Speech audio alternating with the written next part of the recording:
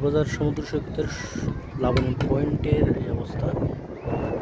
এটি কক্সবাজার সমুদ্র সৈকতের লাবণী পয়েন্ট। লাবণী পয়েন্টে যেহেতু মাঝখানে একটি পানি জমে থাকে, সে কারণে দুভাগে ভাগ হয়ে গেছে। পর্যটক পশ্চিম দিকে চলে গেছে আর কিছু এখানে রয়ে গেছে। এখন এখানকার অবস্থা এরকমই। এটি কক্সবাজার সমুদ্র সৈকতের লাবণী পয়েন্ট। সেই লাবণী পয়েন্ট থেকে দেখাচ্ছে আপনাদেরকে এই মুহূর্তের অবস্থা।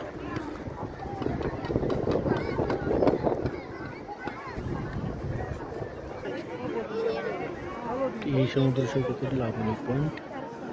লাবণী পয়েন্টে এসে পর্যটকের সংখ্যা একটু কম বলে মনে হলো। সমুদ্র সৈকতের লাবণী পয়েন্ট, তবে পর্যটকের সংখ্যা একটু কম।